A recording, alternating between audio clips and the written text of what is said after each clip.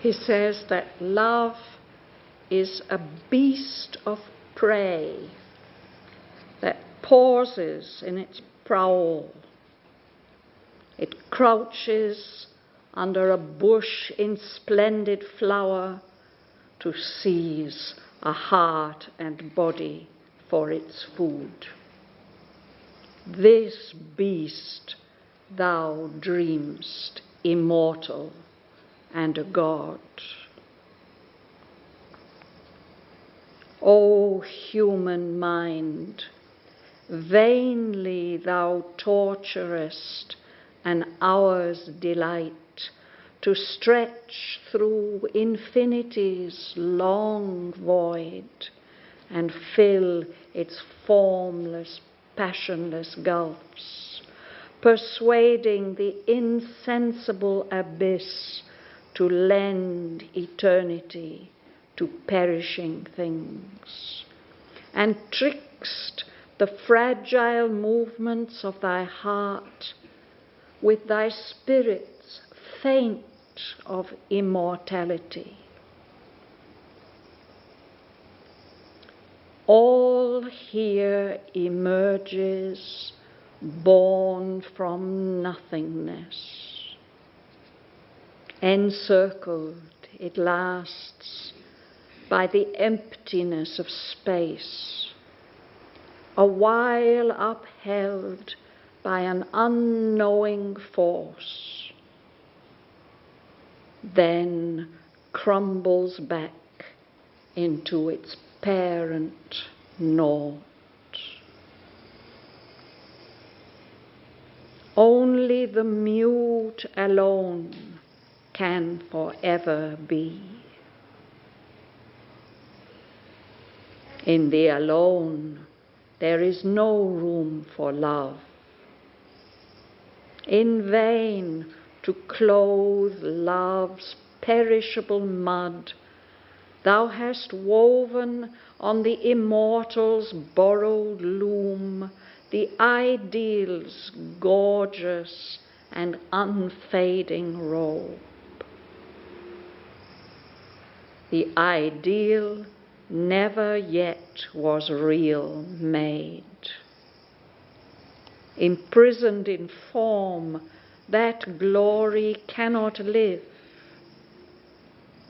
Into a body shut, it breathes no more. Intangible, remote, forever pure, a sovereign of its own brilliant void, unwillingly it descends to earthly air to inhabit a white temple in man's heart. In his heart it shines, rejected by his life. Immutable, bodiless, beautiful, grand and dumb, immobile on its shining throne it sits. Dumb it receives his offering and his prayer. It has no voice to answer to his call, no feet that move, no hands to take his gifts. Aerial statue of the nude idea, virgin conception of a bodiless God, its light stirs man the thinker to create an earthly semblance of diviner things. Its hued reflection falls upon man's acts. His institutions are its cenotaphs. He signs its dead conventions with its name. His virtues don the ideal's sky robe and a nimbus of the outline of its face. He hides their littleness with the divine name. Yet insufficient is the bright pretense to screen their indigent and earthy make. Earth only is there, and not some heavenly source. If heavens there are, they are veiled in their own light. If a truth eternal somewhere reigns unknown, it burns in a tremendous void of God. For truth shines far from the falsehoods of the world. How can the heavens come down to unhappy earth, or the eternal lodge in drifting time?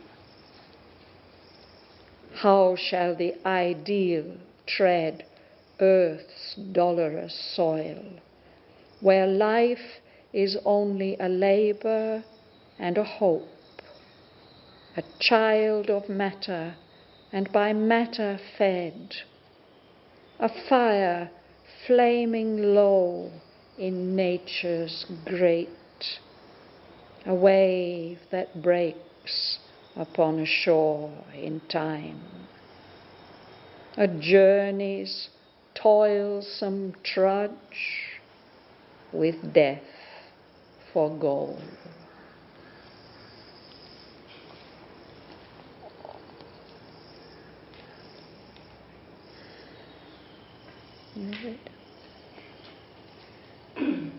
A deed of praise that pauses in its prose, it crouches under a bush in splendid flower to seize a heart and body for its food. This beast thou dreams immortal and a god. Yes.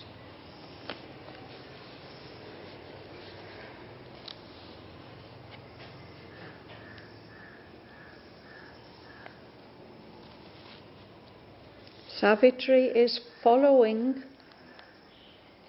death as he leads away Satyavan's soul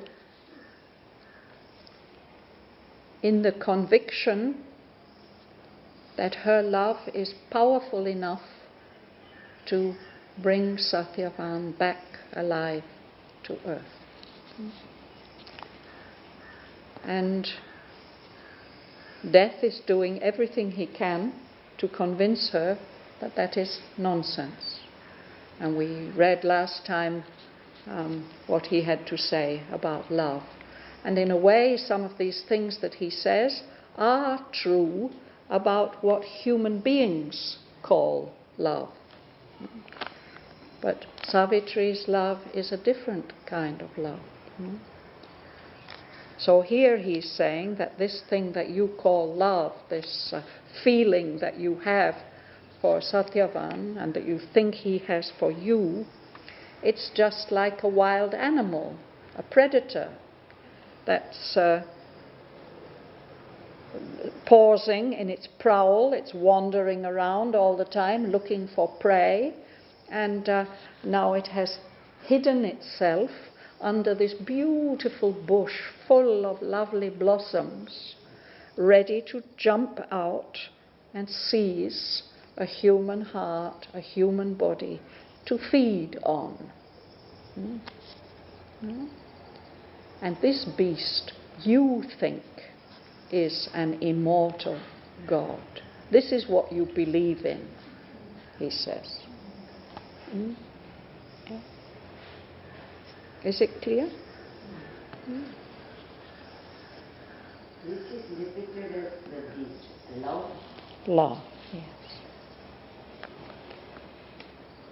So this is not what we think about love, and it's not what Savitri believes about love.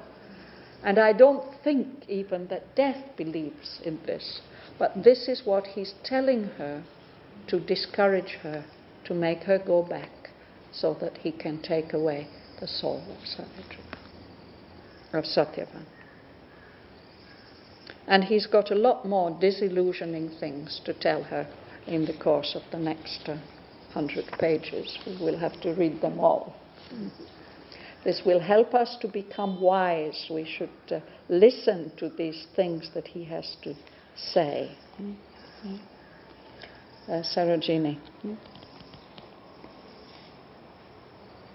A human mind vainly the touches on our delight to stretch through infinities, long void, and feel its formless,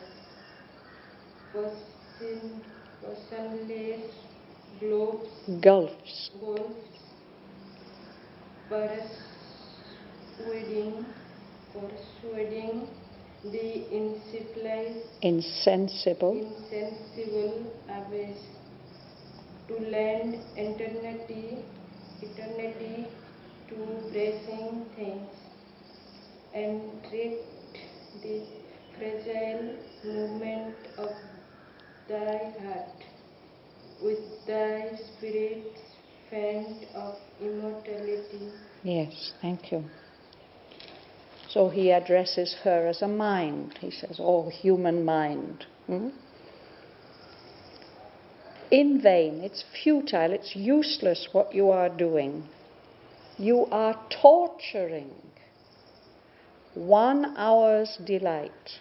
You're stretching out the delight of a short time, of a brief hour, stretching it out. You want to stretch it out to infinity. And he says infinity is just a long emptiness. You want to fill that emptiness, those gulfs, those deep places of infinity that are formless and passionless. They have no shape, they have no feeling. No?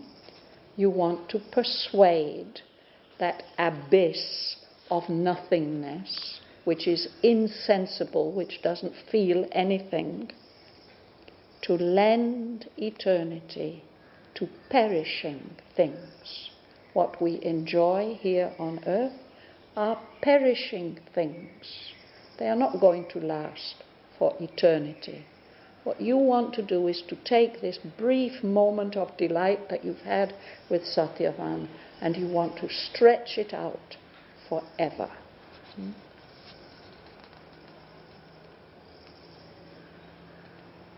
Through infinity's long void.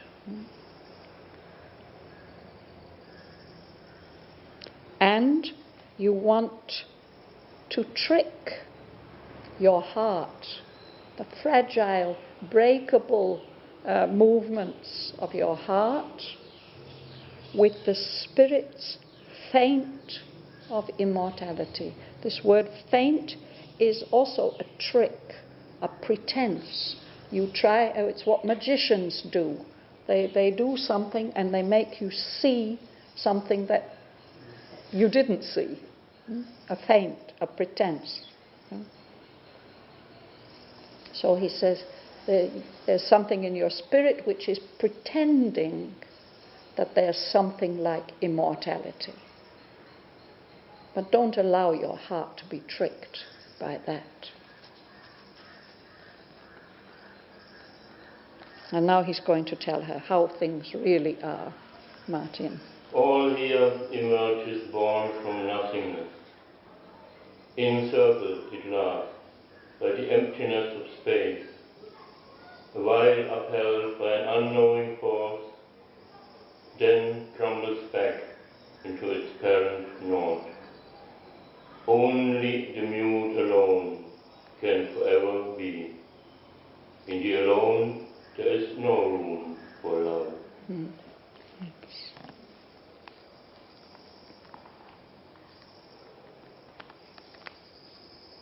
Everything here, everything that we see and feel and experience has been born, he says, from nothingness. And it may last here for a while, but it's surrounded by the nothingness, the emptiness of space. It lasts for a little while because it's upheld, it's supported for a time by an unknowing force, unconscious force. This is what the physicists also tell us, no? There's an unconscious force that upholds everything material or everything that happens in this universe. And then it's been upheld for a while, then it will just crumble. It will lose its shape, its form, it will crumble back into that nothingness from which it was born, its parent naught. There's only one thing which really exists. Only the mute alone, the silent one. That's the only thing that can go on existing forever.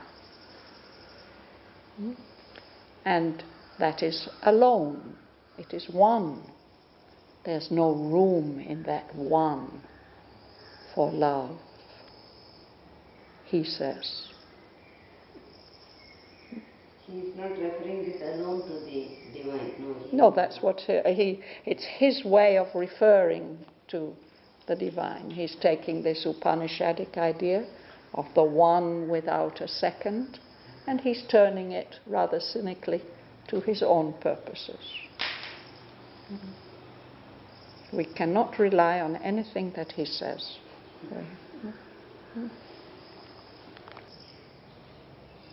Bhavana? In vain to call love's perishable mud, thou hast owned on the immortal borrowed note, the ideal, gorgeous and unfading robe. The ideal never yet was real me. Yes. So he says love, this thing that you're calling love, it's dependent on the body, and the body is just perishable mud. It's not going to last long. But you've dressed it up in this wonderful robe. You have borrowed a loom. A loom is the machine on which we weave cloth. No? So perhaps the immortals have some loom like that, on that otherworldly loom that belongs to another world, not this world of mortality. You have woven the gorgeous and unfading robe of the ideal. This is what he's talking about here. He has shown us the twilight of the ideal. It was a very, very beautiful place, full of inspiring and attractive and wonderful experiences. But death is saying all this is an illusion. None of it exists.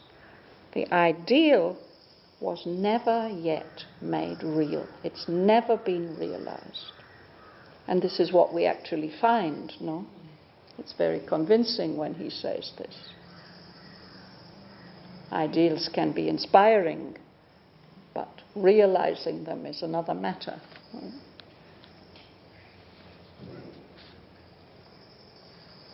Gumsun? Yes. You tell something. Last time you said something about the double twilight. About the what? The twilight you call. Yes. You said it now, and last time you said here is a double twilight. Can you say anything about it? Because Yes. Now we are in the book of the double twilight. So death shows to Savitri two twilights. First of all, he shows her the twilight, the dream twilight of the ideal. That's what we read about the previous weeks. That was such a beautiful experience, hopeful experience, emerging from the dark night, all these promises, these wonderful things. But now he's telling her, don't rely on that. All that is just illusory. Then the third canto is called The Debate of Love and Death. It's a conversation between them. And then the fourth canto is called The Dream Twilight of the Earthly Real. And that is our reality, which is also a kind of dream twilight, but instead of being a beautiful, hopeful dream, it's a very dark, disillusioning dream. That's why this book has that title. It's okay? Yeah? Sorry, not completely. Why is the word double there? Because these two twilights in a way are complementary. Especially in this way that he's showing them to her. That the ideal is attractive, but it's never made real. There's this other dream twilight, which is the reality of earth. And that's a contrast. And from both these points of view, he wants to convince her that her hope to bring Satyavan back to life on earth is hopeless. And very, very many interesting things are discussed on the way. So now this continues about the ideal, Gumsun. Imprisoned in form that glory cannot live, if our body shall sleep, bliss is no more. Continue. Intangible, remote, forever pure, a subversion of its own brilliance to void. Unwillingly, it descends to earthly air, to inhabit a white temple in man's heart. In his heart, it shines, rejected by his life. Yes.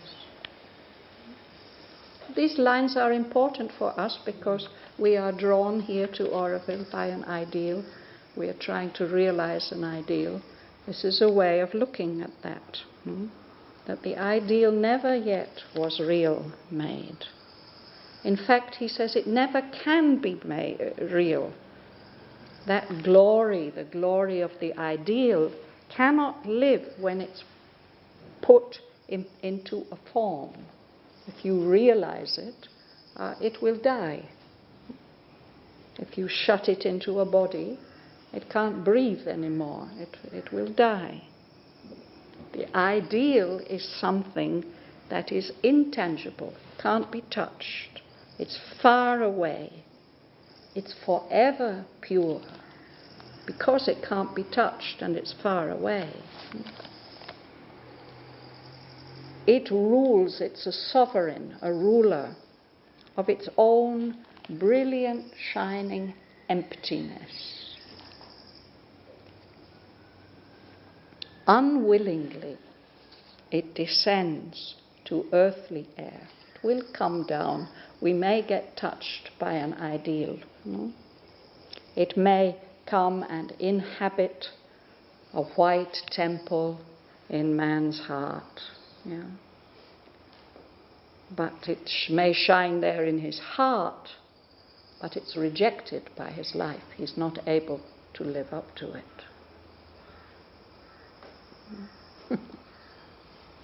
Can I ask? Ideal, what is said about ideal? It is true? It's true in a way. It's true in a way. I remember some group of guests who came once, a gentleman from the Philippines. He said something so wise. He said, I admire you people. You are following an ideal. He said, ideals can't be realized, but it's so important to have them because they're your guiding star. They tell you when you're on the right road. It's a star that guides you. So that's more true, isn't it? So it may be that the thing about the ideal is we don't see it absolutely clearly. It's inspiring, it's beautiful, it's attractive, but we don't see it in all its details. And later on, Savitri will say to Death, yes, please, let's not linger here in this dream world of the ideal. I'm not interested in ideals. I'm interested in what is real.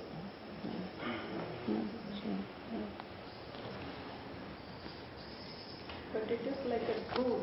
The ideal is also like a... The ideal is a formation of the truth, which can express itself in so many different ways. No? And yes, exactly what that man said. It's a guiding star. If we didn't have that ideal of human unity, achieving the consciousness that could actually bring about human unity, what would we be doing here? But all these qualities, it indicates the aspects of truth, intangible, remote, pure. No? Yes, yes, yes. Yes, an ideal is a particular, I would say, a mental formation of truth. But Shraddhavan, you see the real in idea? Sorry? In the ideal? Yeah. Yes, actually I do, because since these are truths, now we are in an evolutionary level where we're not able to realize, we're not able to make them real on earth. But what Aurobindo and Mother are telling us is that's why we are here. No? But, for example, in matrimonial, when you go to the matrimonial, maybe not every time, but yeah, something from inside. Yes, in your heart, yes. But how far can we live it? That's what he says. It shines there in the heart, but it's rejected by the life. How far can you put your ideals into practice? We can all try. It's a very good thing to do. I practice. Yes, you practice, yes. And when Sri Aurobindo talks about the life divine, he means a life in which all these things are realized. And not in some paradise somewhere far away, right here in the material world. But we have to recognize that we've got quite a long way to go before we can do that. And the white temple indicates what? Something pure. Pure. Mm.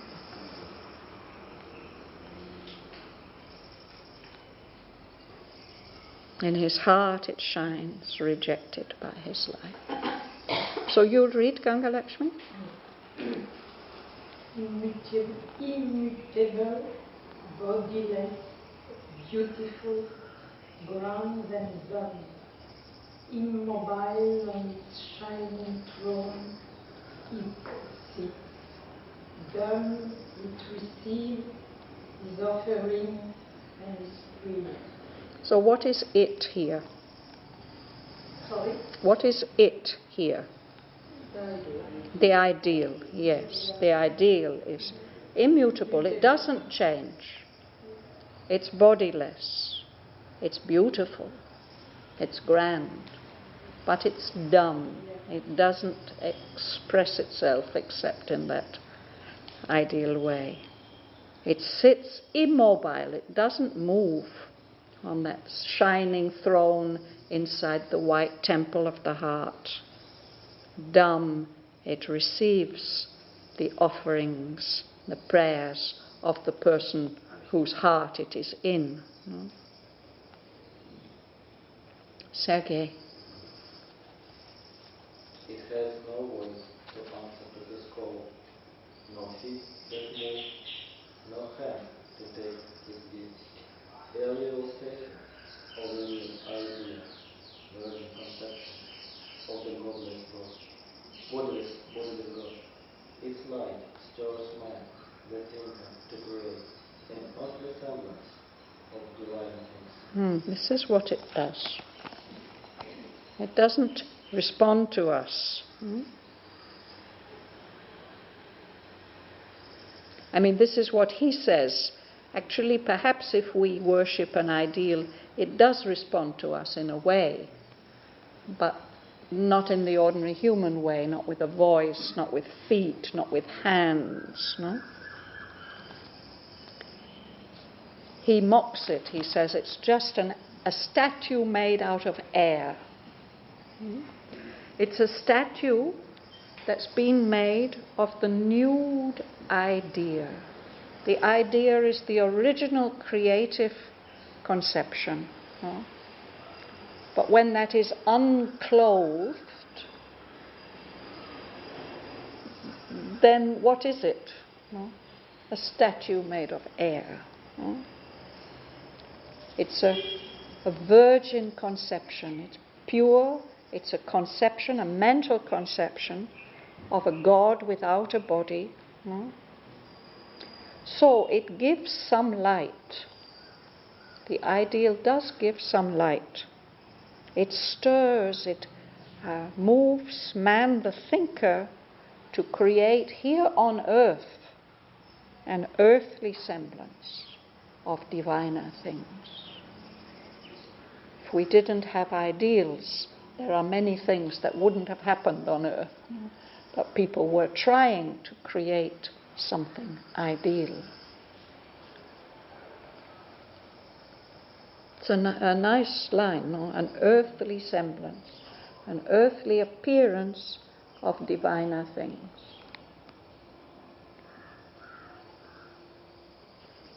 But we can also look at it quite cynically and say that, yes, Mother has given us the idea of a moneyless society, a society in Auroville where there would be no circulation of money. And so we've created the financial service. It's a pretty poor implementation of our ideal. No? But I tell you, Shraddhavan, when I came to Auroville in 81, immediately 40 people in fraternité. I have a lot of money, I give to Auroville, many places, 1 year, and the rest I put in the comment pot. I started the comment pot. And suddenly, Otto, Alain Bernard, and somebody starting opposition to this group. It's terrible. Anyway, let's not go into all the sad things that have happened in Auroville's history. I only want to say, and I don't mean it very, very seriously, because actually this morning I was moving around in Auroville from one place to another, and I found myself being very impressed by what we have achieved. This little group of 2,000 people, this is just a village, but things work. You go here and things work. You go there and things work. This is working, that is working. And each of these things has been set up somehow by the dream, usually, of 1 or 2 people, and then the goodwill of a great many other people that have made these things happen. So I don't mean that I'm scoffing, but it's a kind of example that I want to say, that we have an ideal, and some of these ideals are too difficult for us to actually live out in life. So we create an earthly semblance of those diviner things. And the danger is we might get satisfied with the earthly semblance and stop aiming for the diviner things. But we should keep aiming for the ideal. But that's a digression. Sorry. Joel. Its hued reflection falls upon man's acts His institutions are its cenotaph. He signs his dead conventions with its name. His virtues don the ideal's scaly robe, and a nimbus of the outline of its face. He hides their littleness with the divine name. Yes. Hued means coloured. The coloured reflection of the ideal falls on our human activity. Our institutions are its cenotaphs. You know what a cenotaph is? It's a memorial to the dead. Often a war memorial. So our human institutions, they've been earthly attempts to realize ideals. We've set up these things like the UN and so on. But those institutions are the memorials for the death of the ideal.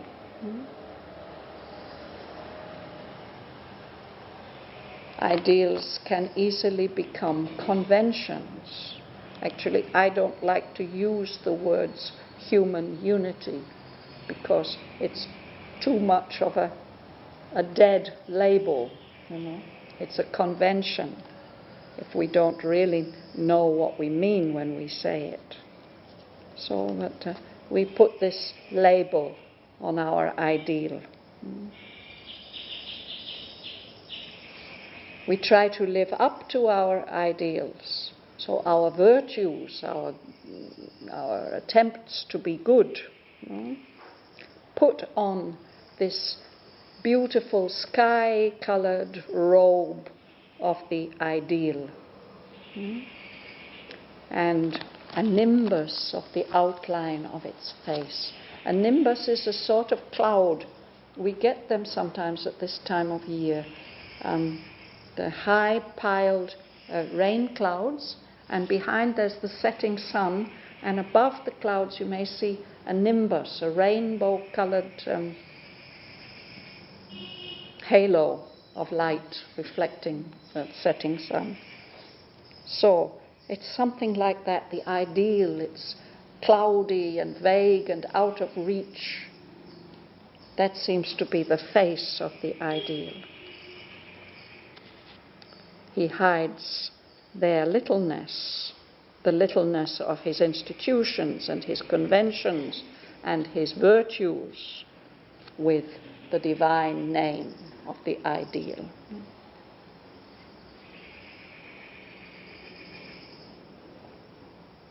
You'll read, Anita?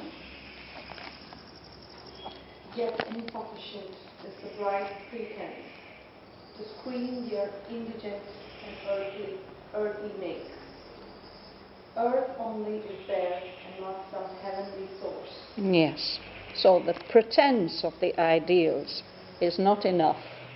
I mean, it's insufficient to hide how poor these things are, our institutions, our conventions, our virtues. There's a bright pretense we're doing all this in the name of the ideal, but actually what we actually achieve is indigent, poor, and earthy. Earth only is there, and not some heavenly source.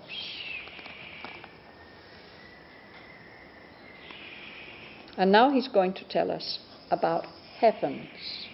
Chandra. If heavens there are they, are valid in their own right. If a truth eternal somewhere reigns announced, is born in a tremendous void of God. The truth shines that from the falsehoods of the world. How can the heavens come down to unhappy earth, or the eternal Lord in drift drifting time. Drifting time. You know, leaves drift on water, they get carried along. Time is always moving. How can the eternal lodge in drifting time? It's always passing. So now what he's starting to do, and what he will continue to do, is to make a big opposition between the earth and the higher worlds, the heavens. So he says, all this we've been talking about, only earth is there, and not any heavenly source. And if there are any heavens, they are very far away, they're hidden from us by their own light. If there is some eternal truth reigning somewhere, we don't know where, it's burning there in a tremendous emptiness. Again, he uses this word, void of God. Truth shines very far away from the falsehoods of the world. How can those higher levels of consciousness come down and be realized here on the unhappy earth? And how can what is eternal and lasting and real, how can that find a place to live here in drifting time?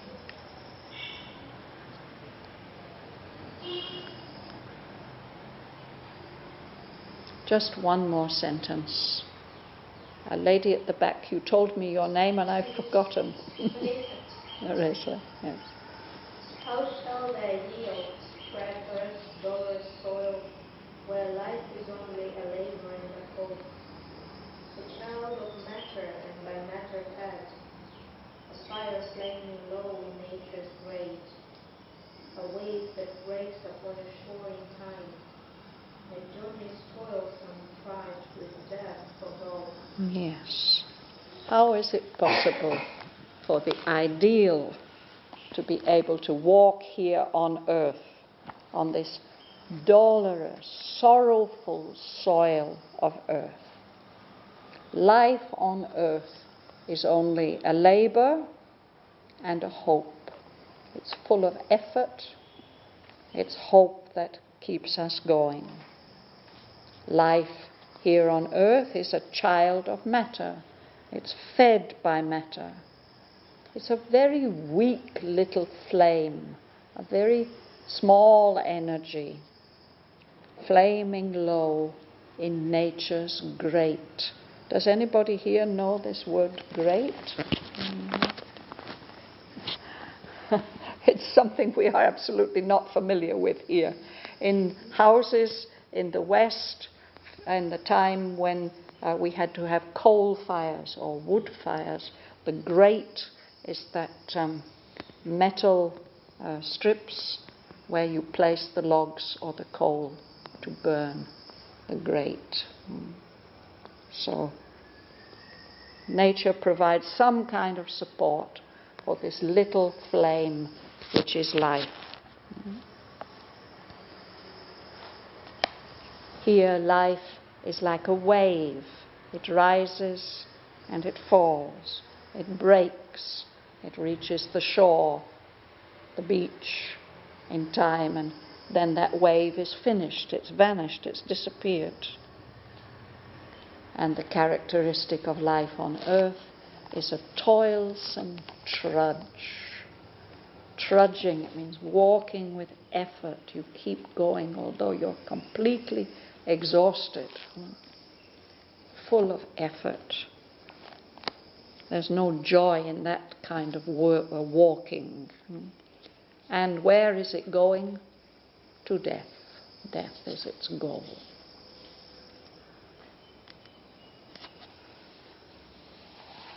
So that's not a very pretty picture that he paints.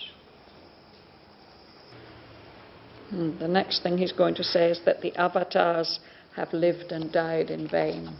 So it's a very, very hopeless picture that he's giving of our earthly life. as I say, we don't have to take him all that seriously. Also you said that the idea of Auroville we cannot yet realize. But I think when Mother created Auroville, she was hoping that we are able to manifest. She was creating an opportunity for these ideals to be attempted to be put into practice. Yes, for sure. And definitely she wished that one day they would be put into practice. So that's why we shouldn't forget about those ideals. We shouldn't listen to this and say, no, it's not possible. It's failed. It will fail. There's no way that it can succeed. Well, when we come to what Savitri says, she gives us a completely different picture.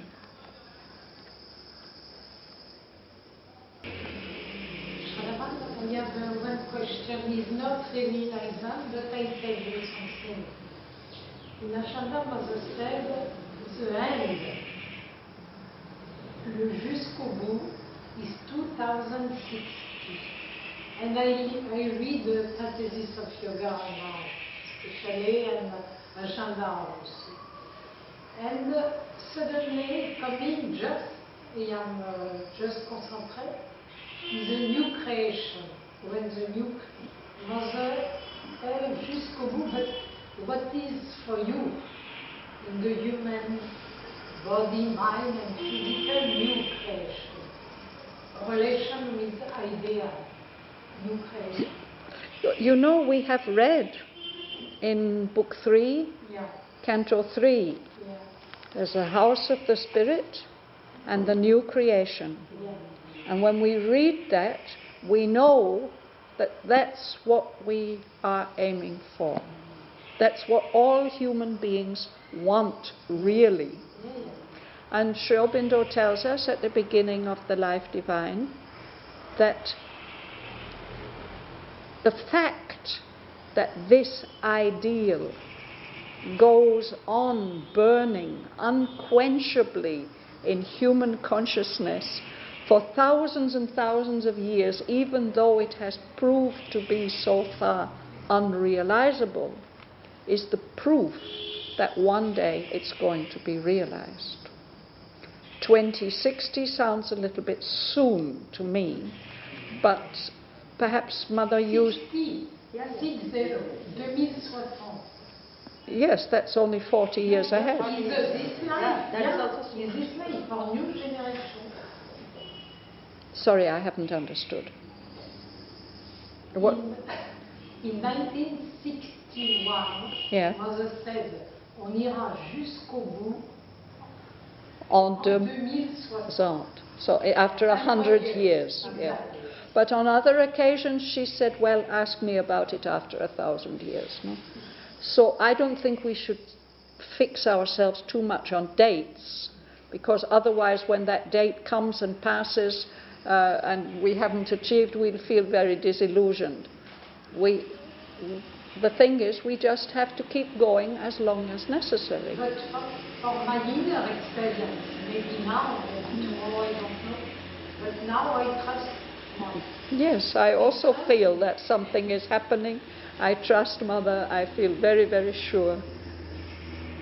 But still, there's a long way to go. The ideas are not manifesting in some other way, they are manifesting, no? In some way or other, like a lot of inventions, all those things. Otherwise, human being will be staying in the water. Yes, that's what I mean. That perhaps these are earthly semblances of diviner things, but some progress is happening. And if we feel that we are part of an evolutionary process, then any small advance that any individual can make is contributing to that process. And if a whole society of people can make a real advance, then that's much more powerful. So that is what we are involved in. And we don't have to listen to this death who's trying to tell us all the time, it's impossible, this is just dreaming nonsense. For that matter, even the formation of Auroville itself is the ideal, not towards the ideal only. Yeah. Now we have to live up to that ideal. We have to be grateful that we've been given this opportunity and do our best to live up to it. But your mother said Auroville will be, you know? Yes, she said. If it takes 50 years or 100 years or 500 years, it doesn't know, but it will be. Yeah. So it's depending on the Aurovillians, how much they push for it. You know? So shall we read these lines then? And as far to the last words, as far as I understand these lines, when it's realized at any time, 50 or 100 or 1,000 years, we need a new ideal, I think. Yes. Yes. So there has to be another... There will be something beyond. Yes. Right. Yes. When we've achieved something, we can't just stick with that. We have to... Yes, exactly right, John. Yeah. So, where were we? 43.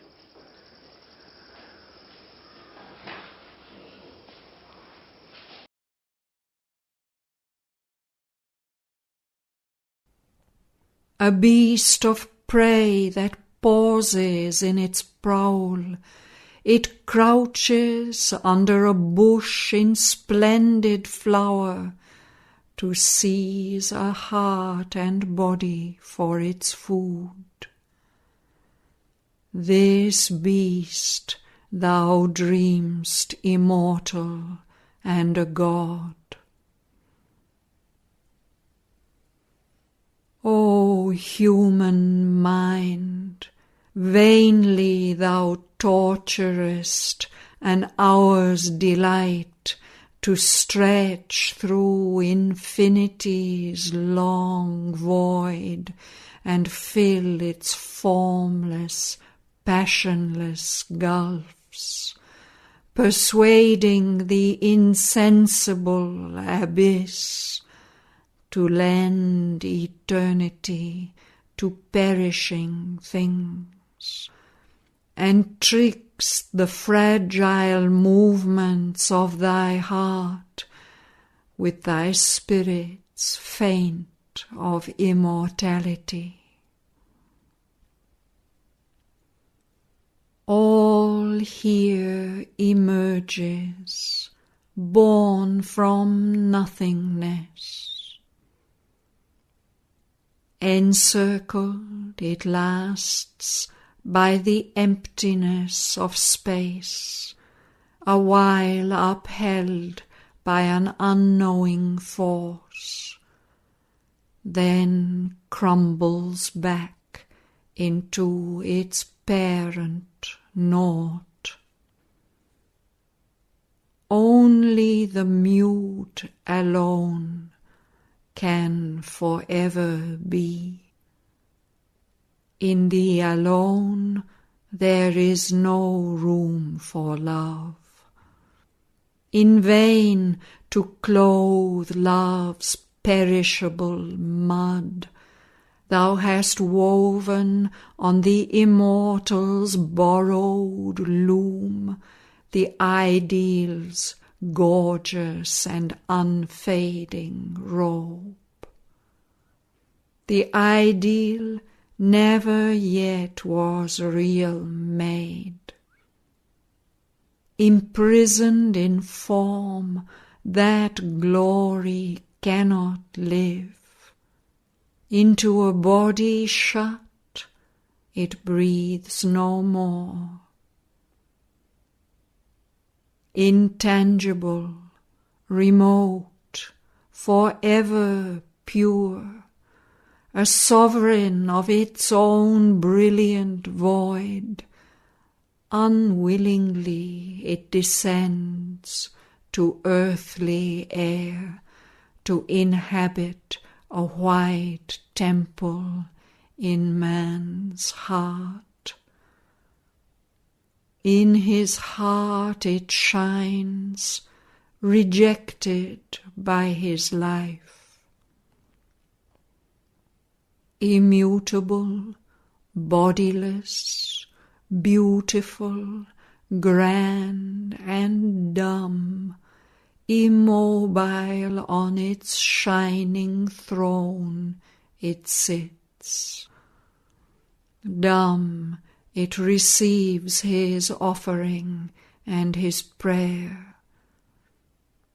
It has no voice to answer to his call, no feet that move, no hands to take his gifts.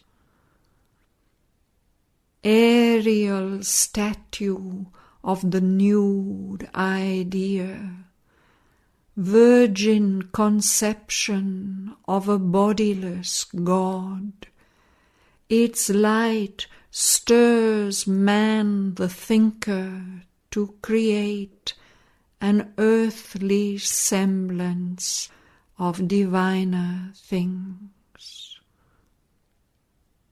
Its hued reflection falls upon man's acts. His institutions are its cenotaphs. He signs his dead conventions with its name.